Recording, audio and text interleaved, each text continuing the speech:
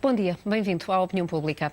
A defesa da norte-americana que acusa Cristiano Ronaldo de violação quer saber se o português cometeu algum crime ou violou leis em Portugal e noutros países. Os advogados enviaram pedidos a 18 entidades judiciais a pedir essa informação, como ao Ministério Público, à Ordem dos Advogados e à Polícia Municipal de Lisboa. O principal advogado de Catherine Mayorga enviou também um e-mail para vários órgãos de comunicação social a dar conta desse pedido. No mesmo e-mail, enviou cópias das cartas que foram entregues à Polícia de Los Angeles, documentos retirados do Football Leaks, bem como a ação civil na qual a ex-modelo acusa Ronaldo de 11 crimes, incluindo violação. O Real Madrid nega, entretanto, ter pressionado Cristiano Ronaldo a pagar pelo silêncio de Mayorga. A notícia foi avançada pelo jornal Correio da Manhã.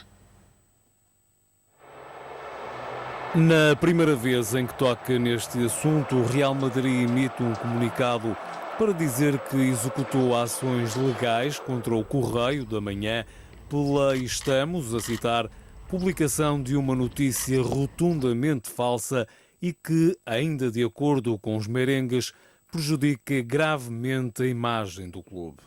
Em resposta, o jornal português já disse que mantém linha por linha a edição de quarta-feira, onde se pode ler que Ronaldo não queria o acordo e foi obrigado pelos advogados do Real a pagar pelo silêncio de Catherine Mayorga. Peter Christiansen, advogado do jogador, já disse a este respeito que o acordo assinado com Mayorga não representa uma confissão de culpa, mas sim a vontade de colocar um ponto final na acusação de violação considerada ultrajante pela defesa. O advogado norte-americano também informou que vieram a público documentos falsos adulterados depois de um ataque cibernético. Ainda sem data prevista, a polícia de Las Vegas quer ouvir Cristiano Ronaldo. O interrogatório pode vir a ser feito por videoconferência. Na Opinião Pública desta manhã falamos deste caso que envolve Cristiano Ronaldo. Queremos saber como olha para as estratégias de defesa e de acusação deste processo, como é que o caso afeta a imagem de Cristiano Ronaldo, independentemente da verdade dos factos, e que explicações encontra para que este caso tenha reações tão extremadas na opinião pública. Contamos com a sua participação no debate. Inscreva-se a partir de agora através dos números de telefone habituais do programa, o 21416-1147 ou então o 21416-1148. A opinião pública começa, ou melhor, termina pouco antes do meio-dia. Até lá, abrimos então este espaço de debate. O psicólogo forense e comentador da SIC, Mauro Paulino, junta-se agora a nós via Skype. Muito bom dia. Espero que nos consigamos ouvir e que a comunicação permita que, em primeiro lugar, se permite, conseguimos refletir sobre a dimensão global que este caso está a ter. Temos, como em todos os processos, uma alegada vítima e um alegado abusador. Aqui não há novidade, mas temos também um julgamento que já é global. Isso pode afetar o desenrolar do processo? Sem dúvida, ou seja, todo este mediatismo, toda esta exposição vai afetar quem está a investigar, porque há sempre opiniões, há emoções que às vezes podem limitar a razão, mas toda esta dimensão que referia faz-nos achar desde já, ou pelo menos podemos concluir que existirá sempre uma vítima. Ou a vítima que efetivamente foi violada, ou o Cristiano Ronaldo enquanto vítima de todo deste julgamento popular prévio, sem qualquer ponderação. É por isso que temos que dar importância àquilo que é relevante, que no caso aqui serão as provas forenses. Certamente, devido aos montantes que estão elevados, devido a este mediatismo, existirão jogos de bastidores, pressões que tentarão ser feitas em várias vertentes, mas depois aquilo que interessa é, no fundo, as ciências forenses, ou seja, que provas foram recolhidas, como foram recolhidas, que análises são possíveis a realizar desses elementos de prova, até porque por exemplo, o advogado Catrino dizia que tinha perícias psiquiátricas e psicológicas que atestam do sofrimento e da veracidade do relato da sua cliente. E isto faz com que o Cristiano Ronaldo não vá apenas precisar de um bom advogado ou de uma boa equipa de advogados, mas que se possa também munir de consultores da área forense para perceber que fragilidades é que, em termos de prova, podem existir neste caso concreto. E neste caso, quando falamos das provas forenses, falamos muito concretamente dos exames físicos que esta mulher, Catherine Mayorga, se submeteu um dia depois dessa alegada violação.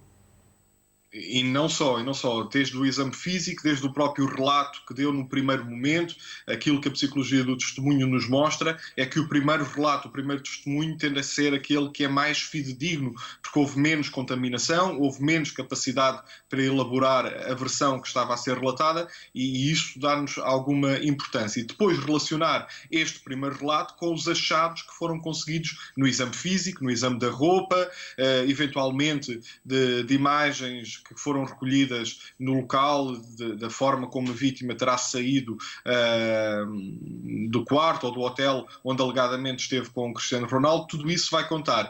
E, havendo aqui uma componente psicológica envolvida, também poderá existir a necessidade de perícias psicológicas ou psiquiátricas, que aparentemente já foram feitas por uma das partes, mas que obviamente necessitam ser analisadas, porque podem estar de certa forma contaminadas, enviesadas, daí a importância de existirem depois parceiros técnicos da parte da equipa de Cristiano Ronaldo para perceber quais as fragilidades ou não que esses elementos de prova que foram juntos podem ter. Explique-me também uma coisa, Marco Paulo, e no caso de uma violação, os exames físicos só os exames físicos conseguem aferir se houve ou não violação, ou há sempre uma margem de dúvida e de interpretação? Essa questão é de âmbito médico-legal.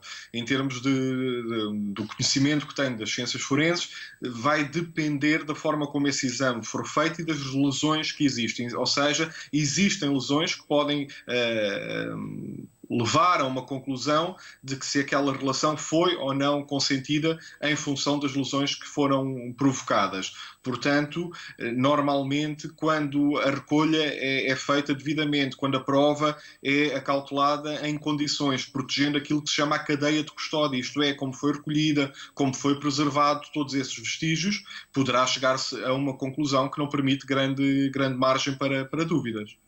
E não se sabe se isso aconteceu, ou seja, a recolha de todos estes indícios, estas provas forenses na altura, não sabemos se foi feita como devia e se passados 9 anos se terá perdido alguma informação.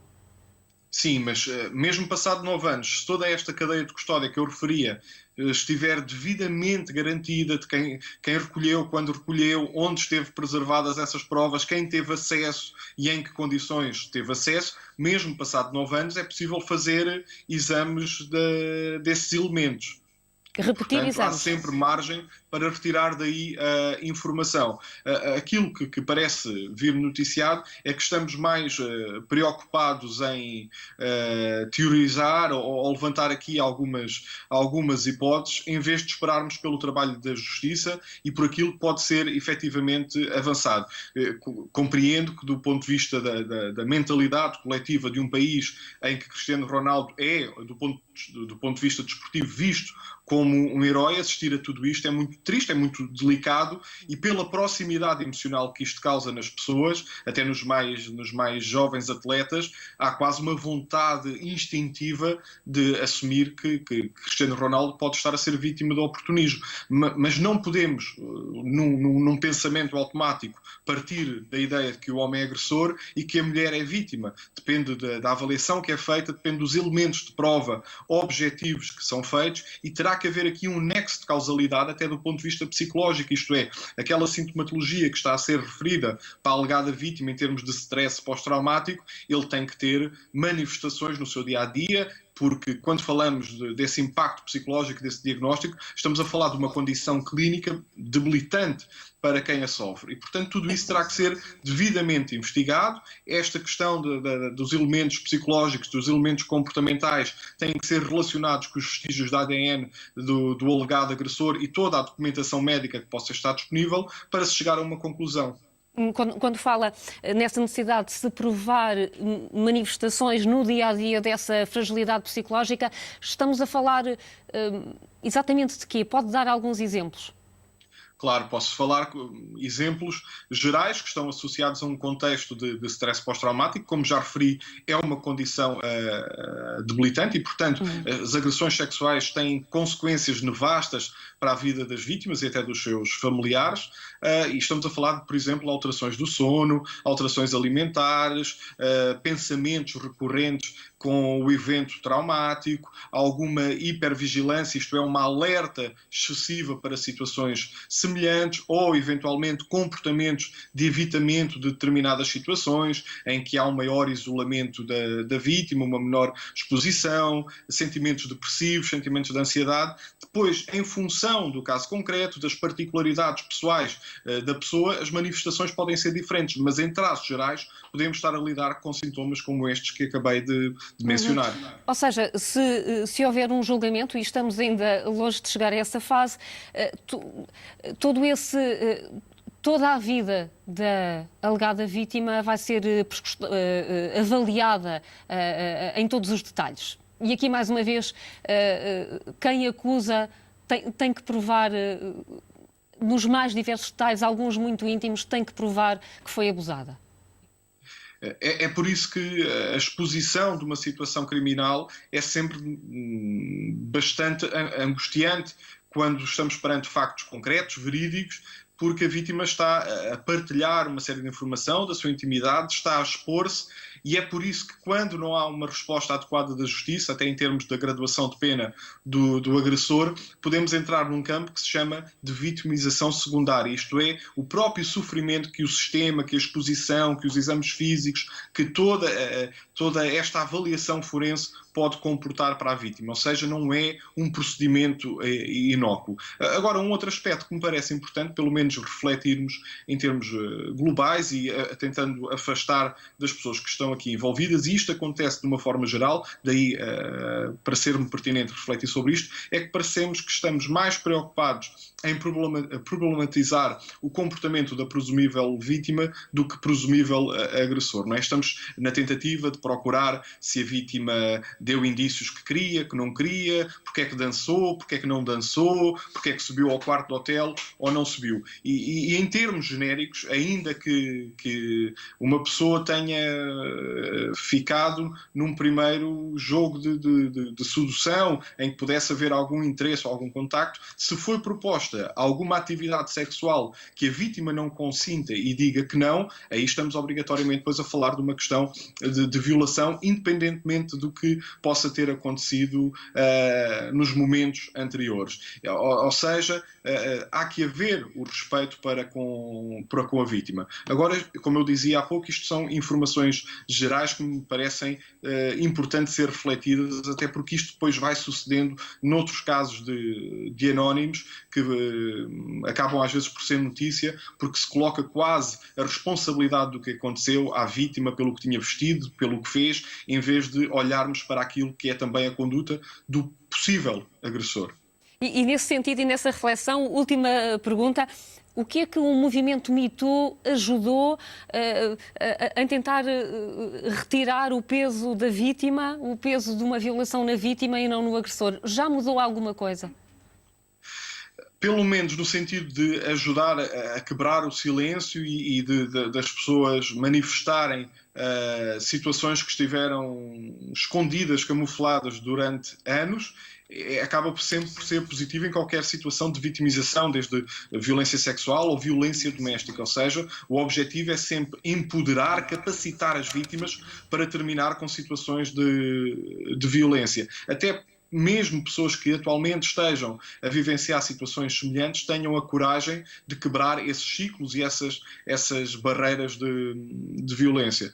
Agora, falando de um movimento concreto como é o Me Too, em que tem um impacto mundial significativo, também não podemos descurar a hipótese de existirem, obviamente, aproveitamentos. E isto vai terminar numa máxima que às vezes parece pouco sublinhada, mas que é: cada caso é um caso concreto, no sentido em que tem que ser avaliado às particularidades. Sabemos que existem situações de simulação em contexto criminal, ou seja, às vezes pessoas mal intencionadas com a intenção de obter benefícios secundários podem querer imputar a alguém a responsabilidade de uma coisa que não aconteceu, daí a necessidade de, em qualquer contexto, seja com Cristiano Ronaldo ou com qualquer outra pessoa, a investigação tem que ser feita de forma credível, séria, baseada em evidência, e é para isso que a ciência forense existe, que é para auxiliar a justiça a executar o seu trabalho de uma forma justa e ao serviço das pessoas. Mário Paulino, muito obrigada por ter estado nesta opinião pública, ajudou-nos aqui a partir para este debate com estas reflexões, terminando com este clichê, mas que é verdade, cada caso é um caso. Já vamos falar daqui a pouco com o nosso outro convidado, o advogado Pedro Duro, mas temos já algumas participações, alguns telefonemas que o convido a ouvir desde já. Patrocínia Matos, que está a falar de Cascais e que é empregada doméstica. Muito bom dia. Muito bom dia, senhora jornalista. Mais uma vez é um prazer estar a falar ao telefone com a senhora, para os seus convidados. E a primeira coisa que eu quero dizer, desde já em meu nome e em nome de todas as mulheres portuguesas, vou fazer um pedido de desculpas a todas as mulheres que já foram vítimas de violação. Agora, ao Cristiano Ronaldo, a única coisa que estão a apontar ao Cristiano Ronaldo é porque ele é o melhor jogador do mundo, é porque ele é um homem famoso, porque ele tem muito dinheiro. Porque se não fosse assim, ele não andava nas bocas do mundo. E aquela senhora que se diz que foi vítima de violação pelo Cristiano Ronaldo, ela está a ser uma aproveitadora, porque ela não era ninguém. Ela não era ninguém, ela trabalhava num bar de alterna em discotecas, ela era acompanhante de luxo, ela está a ser uma aproveitadora. E é precisamente por causa disso que o Cristiano Ronaldo é um grande homem, eu acredito na plena inocência dele, ele é um rapaz humilde. Não o conheço pessoalmente, mas acredito na inocência dele, senhora jornalista.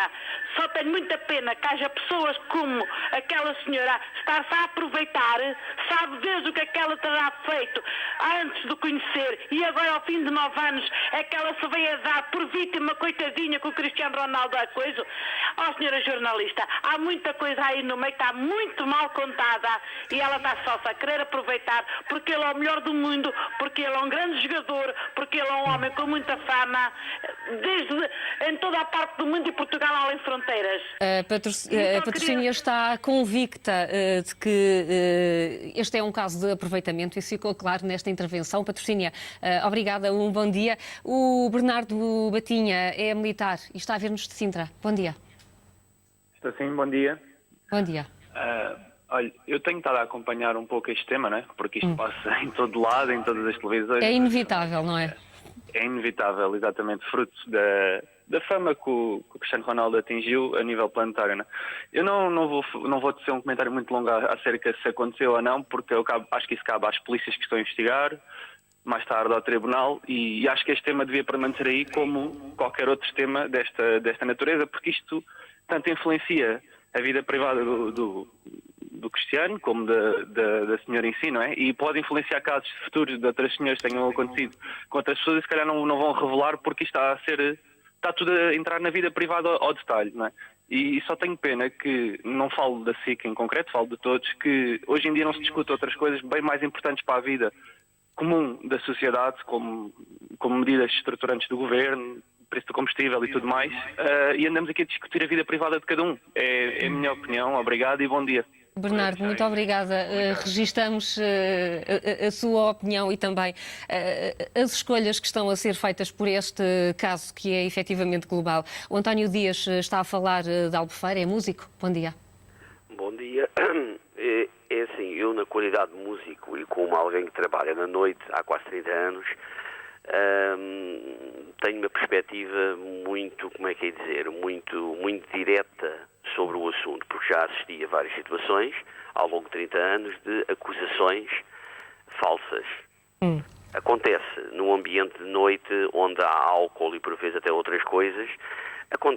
São situações que acontecem e são situações que acontecem e que são graves, porque eu, como pai, tenho 2 filhos e sei que é extremamente fácil a reputação de um homem, de um jovem, ser destruída, como eu já assisti pessoalmente em vários casos, com falsas acusações. E isto é o outro lado que tem que ser visto, porque se eu começar pelo final da intervenção do seu primeiro convidado, que cada caso é um caso, é isso mesmo, até porque o Me Too Movement, na minha opinião, é absolutamente hipócrita, não em relação, digamos, ao denunciar eventuais abusos, mas em relação a onde começou, que é Hollywood, que é um dos locais mais hipócritas do mundo, porque muitas das pessoas que estão, atores e atrizes, que estão à frente do Me Too Movement, sabiam do que se estava a passar há anos e não disseram nada. E agora, de forma politicamente correta, vêm fazer este movimento absolutamente hipócrita e que em nada respeita as vítimas. Em relação ao caso em apreço, eu, de facto, como todos, tenho seguido o caso, tenho ido um pouco mais fundo, tenho acedido à documentação que foi divulgada e é fácil nós dizermos que cabe às autoridades, digamos, investigarem, mas uma coisa é certa, os indícios que existem, até da própria reação da própria polícia de Las Vegas, indicam que não há, que se isto fosse nos Estados Unidos, não há caso. Não há caso porquê? Não há caso porque não há, digamos, provas de ADN deixadas atrás, digamos, deixadas pelo Ronaldo.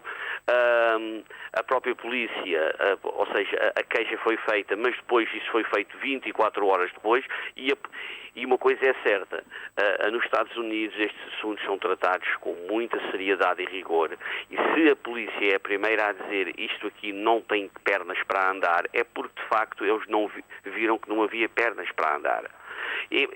Mas enfim, isso é uma questão. Outra questão que é gravíssima, e como eu digo e repito, há quem tenha filho, nós pais temos filhas ou temos filhos, eu tenho filhos, é a reputação de uma pessoa, e neste caso não só a reputação do Ronaldo, mas a reputação da marca, a reputação da nacionalidade, a reputação do país.